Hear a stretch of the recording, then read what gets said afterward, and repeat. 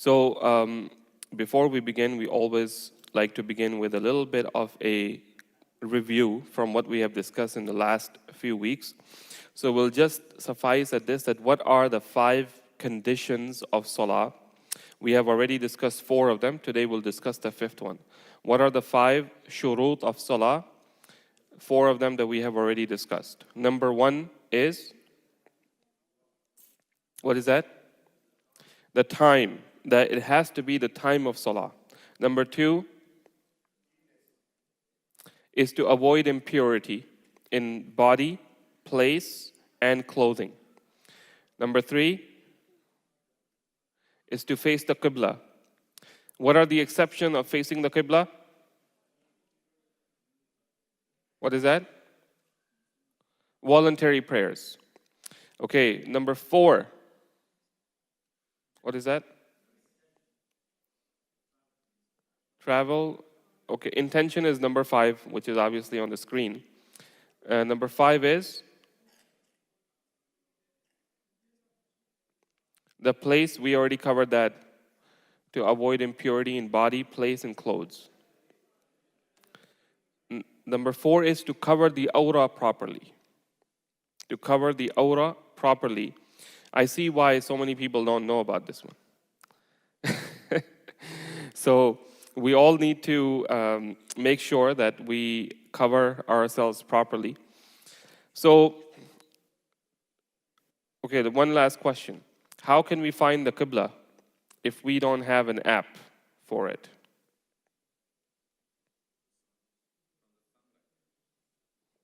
Yes.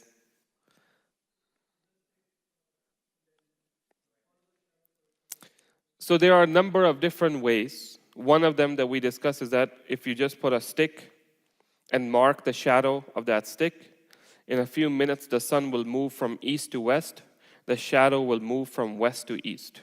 So you will know whichever direction the stick shadow moved from, that was west, and now it is east. And this will tell you, if you know what is west to east, then you know what is north and south. And of course, generally, if you are wherever you are in the world, you need to know which direction the Qibla is from here. So from North America, generally, the Qibla is north of east. It is not northeast. It is not east. It is not north. But between north and east, between northeast and east, somewhere between that is where the direction of the Qibla is from here. Now, if we are in the southern hemisphere, the direction will be different. If we are east of Mecca, then the direction of Qibla will be towards the west. So subhanAllah, like we mentioned earlier, that the Muslim scholars, and especially the Muslim travelers, voyagers, who were exploring the world, they were traveling on water, usually, in those times. And it was really important for them to know the direction of where they're going. But for a Muslim, even more important than that is to know the direction where you need to pray. So it is no surprise that the Muslims were early experts in navigation. And it is, as you know, the false history that we are taught in schools here, that Europeans, there's a Christopher Columbus, that he was trying to go to India, but he mistakenly crossed the Atlantic and ended up in the New World and called it India, and the people living here are Indians. That up until then, the people believed that if you go in that direction, there is a point where the world is flat and you're going to fall over and outside of the world. The Muslims were traveling and crossing the Atlantic back and forth a much longer time before that. So, and this is because of that. And by the way, is the world flat or round? It is? Round as in that, in a 3D shape, right? So actually one of the first people to actually come up with this theory, of course you can't go out and look at the world, But he concluded that the world is round. And what was his evidence? His evidence was that when you're standing on shore and you see a very tall ship coming, what is the first thing that you see of that ship? The top of it, where the flag is. Then if you keep looking in your scope, you start to see more and more of that ship until eventually you see the whole ship. So it can only be that way if it is a sphere and it's basically coming up from around in that way. So this is another discussion, but today let's move on to intention. So when we start our salah, intention is very important. And the difference between a person who's praying and a person who's not praying, if the person who's not praying is doing all the same exact movements of salah and saying the same words of salah, the difference is the intention. One person is actually intending and he's believing that I'm actually in salah right now, as opposed to another person who might be doing it just to show their child, hey, this is what you do in salah. Okay, you might be doing the same actions, but if your intention is not that you are in salah, then you are not in salah. So what must be intended? So here's the thing. So growing up, especially in the Indo-Pak culture, we, Indo-Pak, Bangladesh included, that we learned that you have to specify what prayer you're praying. You have to specify how many raka'at you're praying. You have to specify if you're praying behind an imam or not. You have to specify if you're facing the qibla or not. You have to specify if you're praying fard, sunnah, or nafil. So actually, a person says, how does it go?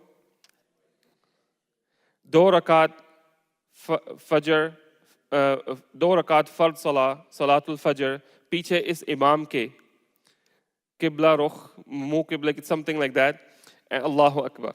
Okay? Now, I grew up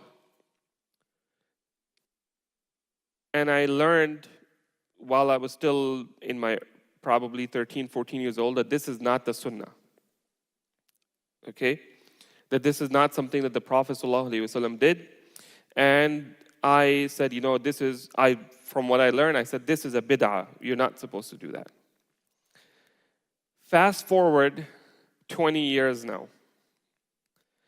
And now I have kids that when I start my salah, I feel the need to say out loud, I'm praying 2 rak'at, sunnah, Allahu Akbar, in order to let them know and in order to make them understand this is what we are praying. So it makes me think that probably this whole idea, it started from some elder teaching the youngsters. But the youngsters were supposed to, once they learn, they were supposed to then not say it out loud every time, but rather just know in their heart that this is what I'm doing. But this part didn't happen, so it kind of became very common that now every adult, man, woman, child, when they start their salah, they say all of these things. So for me, my kids, I'm teaching them, they're like, what are we praying? I'm like, okay, we're praying 4 rakat sunnah. We're praying 4 rakat fard. We're praying witr. We're praying this many rak'at, so that they will know. So now I'm like, oh my God, I was the one who was calling it bid'ah, and now I see the need for the educational element of this. So what we want to clarify is that no one should do it once they are grown up, they're old enough, they know what the sunnah, the fard, whatever you're praying. The intention is in your heart, which is you should be knowing, okay, let's say that we start up the salah, everybody's in the line. There's one person there, he doesn't like the imam, for example, for some reason. And while everyone says Allahu Akbar, their intention is that they're praying behind the imam. This person maybe doesn't want to cause a scene or something. He just says Allahu Akbar, but he's not really praying behind the imam. He's doing his own salah physically behind the imam. Okay? What is the difference between the two? What's in the heart? Understand? So the intention is that it must be. Now, why is it that they say the intention must be there? Sometimes, and again, it has happened to me because we're all human beings, we all make mistakes. Sometimes I'm rushing through something and I made my wudu and I come and I stand at the place of prayer and I say, Allahu Akbar. When I say Allahu Akbar, then I'm like, wait, am I praying my sunnah or my fard? I didn't even give it a thought that, okay, I'm in a rush right now, so am I going to pray my sunnah or am I going to just pray my fard directly? This is the meaning of having an intention, which means that you need to know what you are doing, as opposed to just doing the motions without having anything in your mind what you're actually doing. That's all what the intention is. That's all what the intention is. So the place of the intention is the heart and not the tongue, except the case of Hajj and Umrah. In case of Hajj and Umrah, and only in the case of Hajj and Umrah, we see that the Prophet ﷺ taught us to say the intention, Labbaik Allahumma Umrah, or Labbaik Allahumma Hajja. And this is essentially a response to the call of Ibrahim alayhi salam. So only in the case of Hajj and Umrah, when we make the intention, we actually say it, Labbaik Allahumma Umrah, Labbaik Allahumma Hajja. But other than that, we don't say it. So Ramadan is coming, and in most Pakistani TV in the morning at Fajr time, they will say, okay, it's time to stop eating. So the dua comes up on the screen. What is it? Nawaitu وَبِالصَّوْمِ غَدٍ نَوَيْتُ مِنْ شَهْرِ رَمَضَانِ. Okay, وَبِالصَّوْمِ غَدٍ نَوَيْتُ مِنْ شَهْرِ رَمَضَانِ, that I am intending to fast tomorrow, meaning you're still in the nighttime, once the Fajr begins, it's the next day. So I'm intending to fast tomorrow, and this is a day of Ramadan. So this is once again in order to teach the people, perhaps it was started in this way, but then it became a must even for people who are old enough to not need to say it out loud.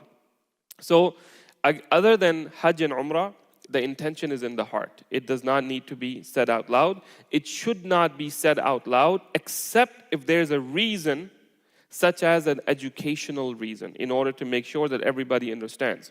Sometimes, let's say that I am traveling and somebody asks me to lead the salah.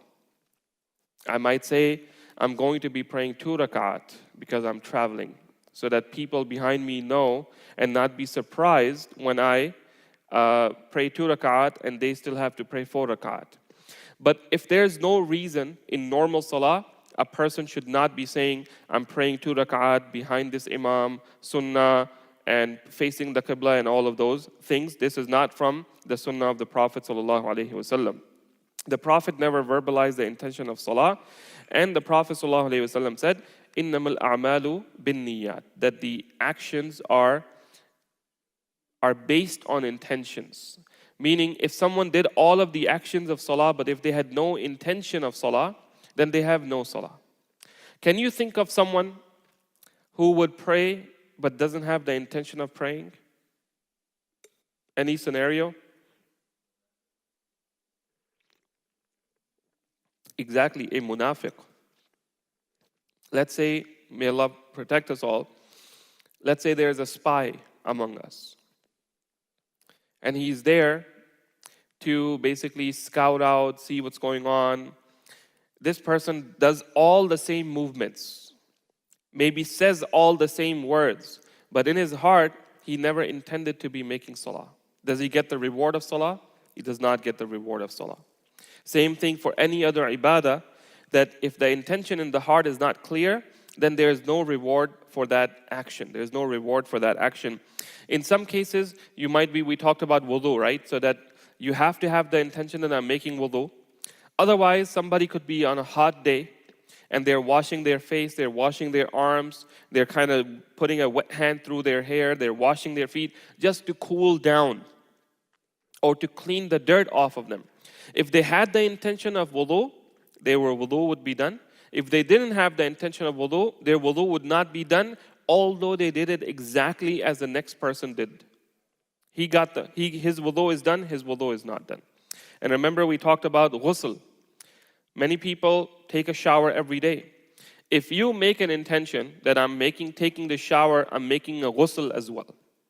I'm making major purification while I'm making this ghusl.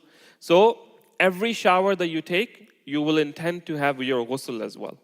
Okay, so that way it would automatically include your purification in it. Now the intention is at the opening takbir or a bit earlier. So when we say Allahu Akbar, at that time the intention should be there.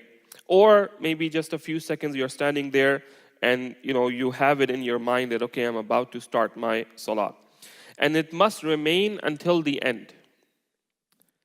If you, in the middle, say, well, am I praying, am I not praying, I'm not sure, salah is invalidated right then. The salah is invalid if the intention is cancelled at any time during the salah. Now, let me ask you this. If you came to the masjid and you were going to pray Salatul Zuhr, you came for Zuhr, and the time for Zuhr, let's say, is 12:49, and you came in the masjid at 12:35, and you said Allahu Akbar, thinking that you are praying Salatul Zuhr. Somebody calls out, says, it's not the time for Zuhr yet. What can you do now? Can you change your intention in Salah? Only to Sunnah. Okay. Okay, what if somebody starts their Salah and they have like 5 minutes left in Fajr? They start their Sunnah, but then they realize, oh man, I only got 5 minutes left. You know what? This is not Sunnah, this is Fard. Can you change it? You can't? You cannot upgrade. Okay, all right, here we go. So if you look at, you have obligatory, which is your Fard prayers. Then you have Sunnah. Then you have Nafil. So it's okay to go down, but it's not okay to go up. Okay? If you have to, you can go down, but you cannot go up. Some of the scholars say that obligatory and Sunnah, they are both in one category, which is that they say you can change your intention from a specified ibadah, whether it's Fard or Sunnah. So they say that even the Sunnah of Fajr is a specific ibadah that you intended for. So if you start your 2 rakat Sunnah and for some reason maybe you realize, oh, it's not the time of Fajr yet, you can downgrade that to Nafil. But if you started Fard, you cannot change it down to Sunnah, because they say that if there is any ibadah which is specifically mentioned in the Sharia, like the 2 rakat Sunnah of Fajr, 2 rakat Fard of Fajr, anything that is specified, you cannot go from specified to specified, specific to specific. You can go from specific to general. Okay? So the bottom here, it says obligatory or Sunnah, whichever one you're praying. All you can do is you can say, okay, now I'm not praying what I started. I'm just praying a regular 2 rakat voluntary Nafil prayer. Just general, no particular thing.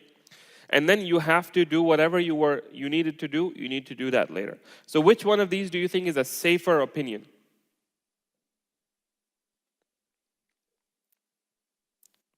What do you think? Obviously the bottom one.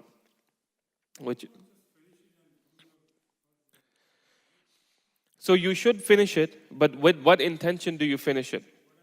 Just basically, that's what we are saying, that you have to just intend that, okay, this is just nafil. This is just nafil, and I'm going to finish it, and then I will do whatever I need to do afterwards.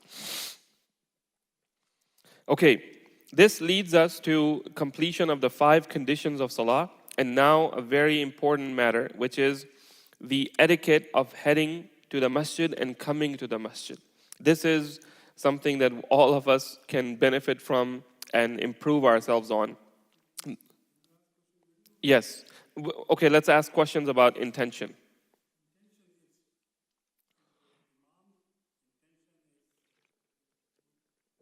Great question.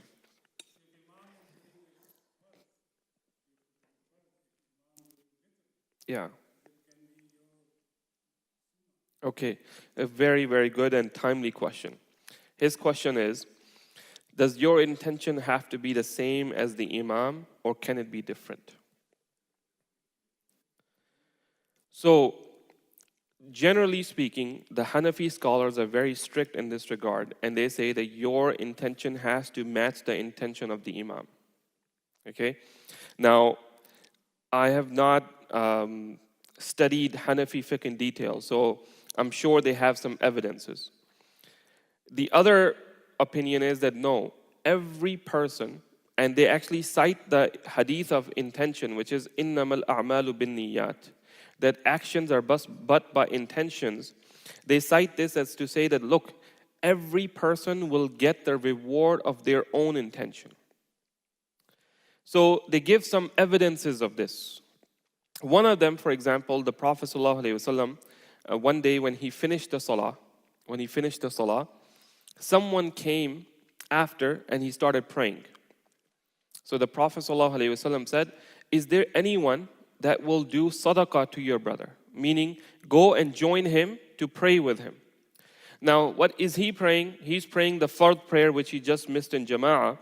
Now, whoever is going to go and join him is going to basically pray his sunnah or nafil or something of that. He's obviously already prayed his fard with the Prophet ﷺ. So, is it okay? Of course, the Prophet ﷺ said, go and pray with him. Just intend your nafil and pray with him in order to give him the reward of jama'ah. Also, one day the Prophet ﷺ had some people that came to meet him. And they had already prayed in their local masjid. And when they came and they arrived to the Prophet ﷺ, the Prophet ﷺ was still praying. So they sat on the side and they waited. They sat on the side and waited.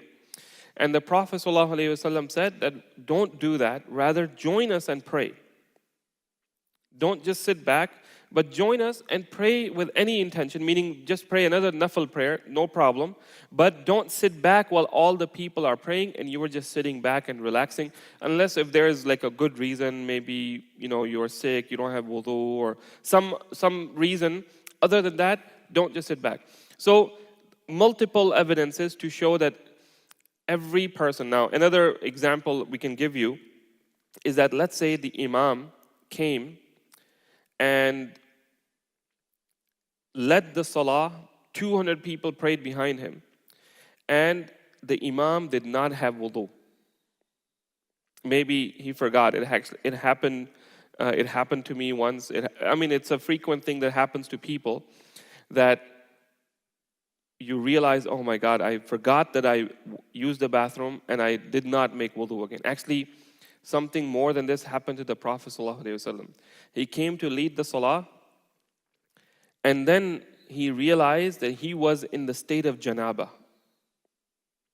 And he said, you guys stay right here. I'm going to go and make ghusl. He went, he made ghusl, and he came back, and then he led them in salah. Okay? Now, of course, this is the time of the Prophet where people have some tolerance that they can wait even as long as the Prophet went to make ghusl. These days, if the Imam is not ready, even sometimes people start 10, 15 seconds before the Imam, before the time of Salah, they're standing up and ready to start, right? This is not the Sunnah, but if I say it, people think that I'm saying it because I feel insecure or something like that. I'm saying, don't worry about me, but if you go to any other masjid, it is okay to wait a minute or two until the Imam comes and leads the Salah. It is okay. And I tell you, again, that's another discussion, but point being is that if Imam came and led the Salah without wudu, for example, he didn't remember. Afterwards, he remembered, oh my God, I didn't have wudu. 200 people prayed behind him. What is the status of the Salah of those 200 people, and what is the status of the Salah of the Imam? The people are valid, but the Imam has to re-pray. Okay? And this is something very easy to understand, that it is possible for a person, each person comes in front of Allah subhanahu wa ta'ala individually in a way. We're standing together, we're praying together, but Allah is not looking at you because of Him and Him because of you. But Allah subhanahu wa ta'ala is dealing with each person with the intention that they bring. Now, if you come with a good, clean heart, there are some scholars that say that one of the benefits of praying in Jama'ah is that as a mercy from Allah, if one person's salah is accepted by Allah, Allah accepts from all of them that prayed with him. Okay?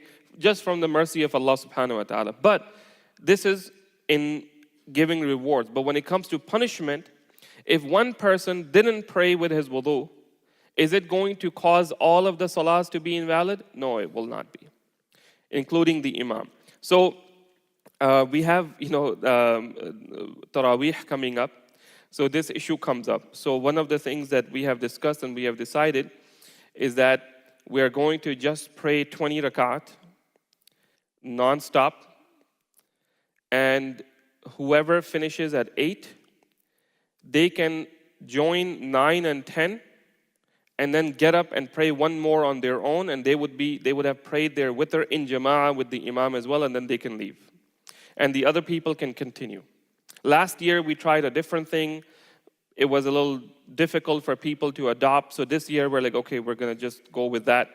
But basically, it is okay. So this year we're doing just normal. If you are praying 8, you pray 8 with the imam, then you can pray 9 and 10 with the imam, and then pray 11 on your own, and then leave. While those who are praying 20 can pray 9, 10, 11, 12, 13, 14, 21, 22, 26, 27, 28, 20, whichever they can pray, inshallah, no problem. And then they will be one witr at the end, yes.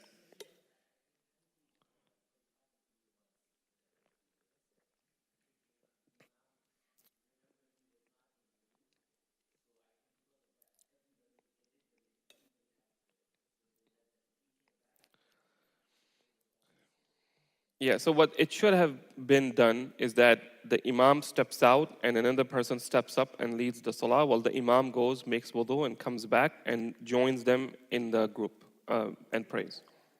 What is that? He realized it after. So, I mean, it's not necessary for them to do so. Okay. Yes.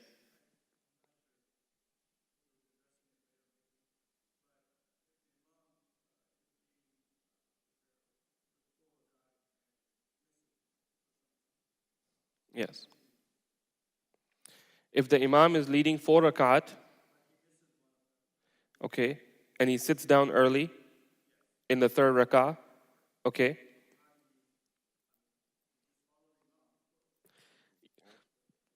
So in this case, we are supposed to remind the imam by saying Subhanallah. By saying Subhanallah. So the imam understands, okay, they're saying something, so the imam will correct it. We'll actually talk about sujood as-sahu later on. And we'll talk about what kind of mistakes have what kind of impact. Okay? In order for us to get to that point, we need to understand what is a sunnah, what is a wajib, and what is a rukun, which will be the next chapter, actually, inshallah. Okay, let's get back to the etiquette of coming to the masjid. And the first etiquette of coming to the masjid, inshallah, will stop at 9 o'clock. The first etiquette of coming to the masjid is to walk calmly, peacefully, and without haste. Come in a dignified, serene manner. You're coming to the house of Allah. It should not be a person is rushing, a person is running, a person is out of breath, but rather come in your comfort, dignified manner. And this would apply to driving as well. That you come driving and, I don't know if some of you may have seen, but recently I got a ticket in the masjid parking lot. And I was like, subhanAllah, I teach this stuff to people and I was doing what I should not have been doing. So they pulled me right here and they said, okay, go ahead, park in your spot, then we'll give you a ticket. They rubbed it in all the way, right? So, by the way, they gave me a ticket for being 10% above the speed limit, not 10 miles above the speed limit. Okay, so be careful. So 45 is the speed limit. So 10% of 45 is 4.5 miles. So if you are going at 50, you could get a ticket over here. So just be careful.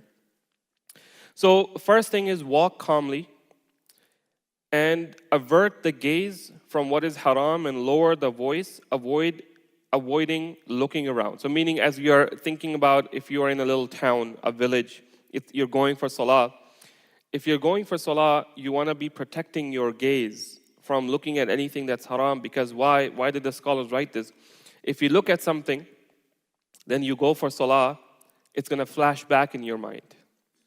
So as you are going on your way to salah, this is preparation for salah. And the scholars say that this is part of what will increase your khushu in salah, that your preparation for salah is good. And part of that preparation is that you start to lower your gaze, if you're listening to something inappropriate, if you are in an inappropriate place, you protect your eyes and ears 10-15 minutes before the salah. Because when, one of the scholars, he gave an example, he said, when you see a fan, the fan is on, full speed, and you turn the switch off, for how long does the fan continue to spin? He said, same way when you come running into salah from whatever you were doing, last second you stop buying and selling. Last second you stop scrolling social media and you run in and you start Allahu Akbar. It's like that fan. You turn the switch off, but it's still spinning in your mind. And thus that takes away from the intention. So a good practice, which is a reminder to myself first and foremost, a good practice is to actually come to the salah a few minutes earlier than the time of salah. And sit and wait for salah, if possible, few minutes at the very least. The Prophet ﷺ said that when one is preparing for salah, when one leaves their house, even when they're getting ready for salah at home, they are already getting the reward of being in salah as they're getting ready for it. So if you are coming from your house and you are going to miss 1 or 2 rak'at in salah because you are late, don't think that I need to rush in order to get there because I'm going to miss it. Because while you are actually on the way, you're still getting the reward of salah. And when you arrive, you catch, the Prophet said, pray whatever you get and make up whatever you miss. So no problem if you're late. But of course, we should not make a habit of being late all the time, but we should try to be early. The next point is actually just about that, which is to try to catch the opening takbir, takbiratul ihram. Takbiratul ihram is something which is unfortunately kind of getting lost, the importance of it, which is to start the salah with the imam when he says Allahu Akbar, that you enter the salah before the imam starts reciting. Whether it's a loud prayer or a silent prayer. Before the imam, so you have a few seconds there, that we should enter the salah with the imam before we reach that point of recitation beginning. If you remember when we discussed the life and times of Umar bin Abdul Aziz, rahimahullah, that he had a teacher who was responsible for teaching him akhlaq and sharia and everything. And his teacher had placed a requirement for his student and other students that you must be in the jama'ah with takbiratul ihram. So one day he noticed that Umar bin Abdul Aziz, a young boy, did not make it for takbiratul ihram.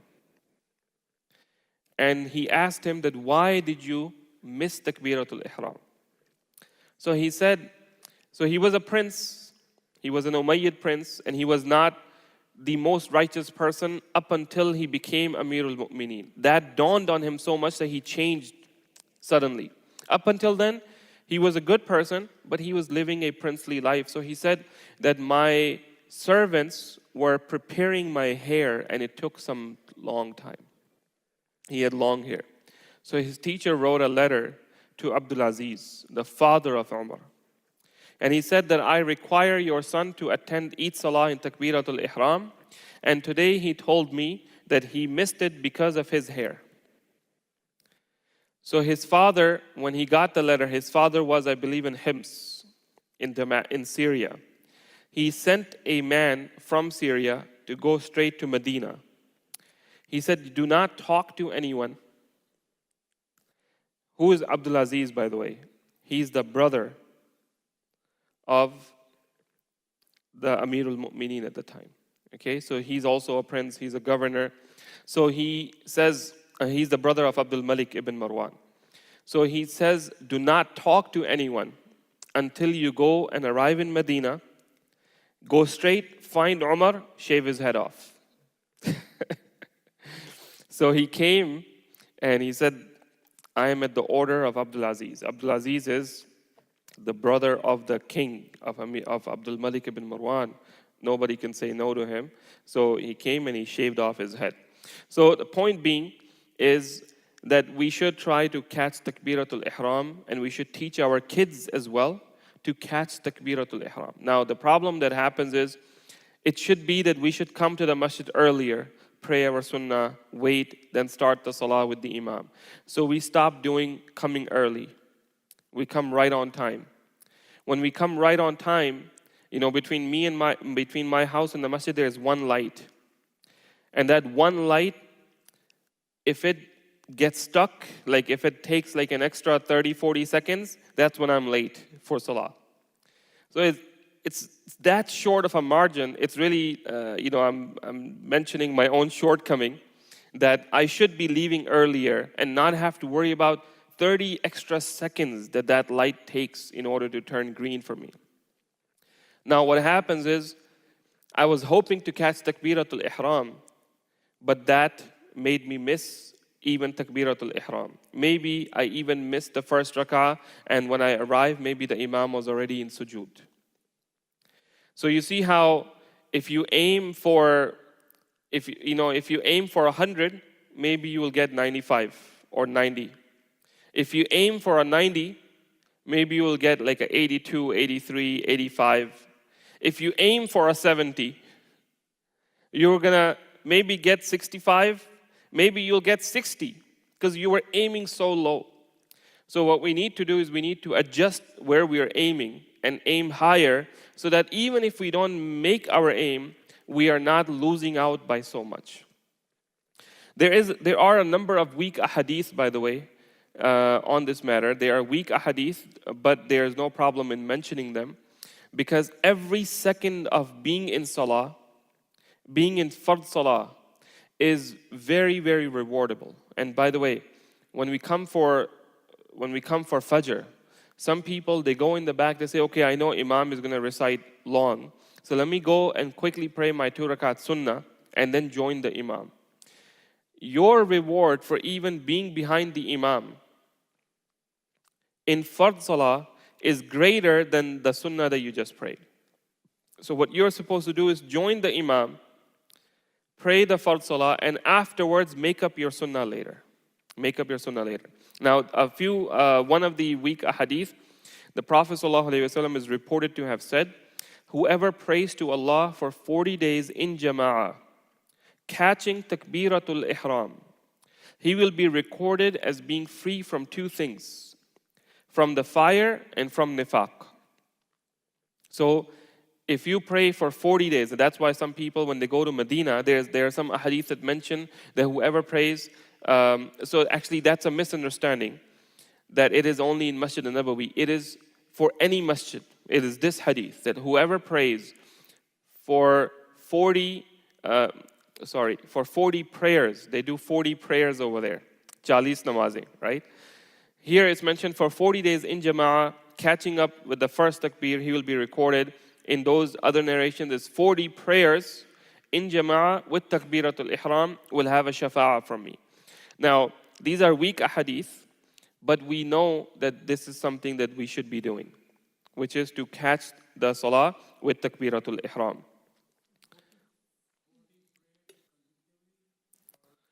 40, that's basically the hadith. It's a weak hadith, but it mentions that whoever prays 40 prayers consecutively and does not miss takbiratul ihram. But again, they are not authentic hadiths, but we should try to do it all the time anyways. Also, when you're coming to the masjid, one of the things that you do if you're walking to the masjid is that you don't have to take big steps. Take small steps. Because the Prophet ﷺ said, each step that you take, you get one good deed recorded and one sin erased. There was one tribe, I believe they were the tribe of Salama, Banu Salama, that they lived a little bit far from Masjid al-Nabawi. And they came to the Prophet ﷺ, they said, Ya Rasulullah, it's really difficult for us to come for all of the salahs. So we are thinking that we will pick up our entire tribe and we are going to move closer and we will live right by the masjid so that we could easily go to the masjid. And the Prophet ﷺ told them, don't do that. For every step that you take is recorded for you. Every step that you take is recorded for you. Now, how do you interpret that? Does that mean that you should go and get a house 30 minutes away from the masjid? So of course there's going to be a sweet spot, right, where it is not too far that you can regularly go, but it's not so close where it's not the most convenient thing. And one of the things I've seen is that the people who live closest to the masjid are the latest to the masjid. The people who are the farthest from the masjid, they are the earliest. If I tell you that you need to go and meet an imam at Isha prayer in Houston, and Isha is at 8 p.m., you're going to be there at 7:30 p.m. You're coming from 3 hours drive. But the local guy, he's going to maybe miss 2 rakat and barely catch anything. Okay, when we enter the masjid, we should enter with the right foot and exit with the left foot. So many people, when I don't say anything, but we should all try that when you enter, pay attention to your feet. Enter with the right foot, exit with the left foot. And when you enter, the short dua that we've all learned is Allahumma aftahli abwaba rahmatik. And when we go out, the dua, Allahumma inni as'aluka min fadlika wa rahmatik. But a longer dua, which is much more beneficial, is something that we should memorize, which is A'udhu billahi al-azim wa biwajhihi al-kareem wa sultanihi al-qadeem min ash-shaytan al-rajim Bismillah wa salatu wa salamu ala Rasulillah Allahumma aftahli abwaba rahmatik. That's the dua to enter. Inshallah, if you take a screenshot, if you look it up, it's all over the internet. If you do it like maybe 3-4 days, you will memorize it. It's very easy.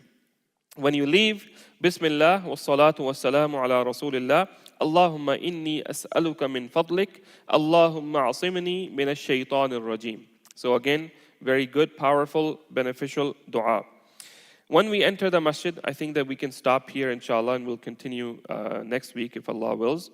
And remember that on Friday, after Salat al-Isha, we will have fiqh of Ramadan. We will discuss what breaks your fast, what doesn't break your fast, when to begin, when not to begin, and all of those issues. That will be this Friday night after Salat al-Isha. And next Friday night, after Salat al-Isha, we will have fiqh of zakah. Fiqh of zakah, how to give zakah properly. So that will be the next 2 Friday nights, and we'll continue our salah series up until Ramadan. We'll pause for Ramadan, then we'll continue after, if Allah subhanahu wa ta'ala wills. Subhanakallahumma wa bihamdik, nashhadu an la ilaha illa ant, nastaghfiruka wa natubu ilayk. Anybody have any questions? We can take them. The class is over. You can leave if you need to, yes.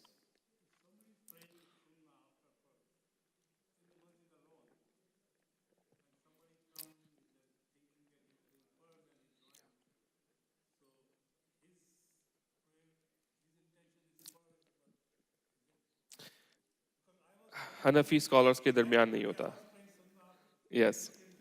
So just lead them. Just lead them. Yes, just lead them. They will get the reward of praying in Jumu'ah, and you will get the reward of praying your sunnah. They will get their fard, you will do your sunnah. Again, the Hanafi scholars say that the intention must match, but like the evidences that we cited, that inshallah it's okay. Yes, brother.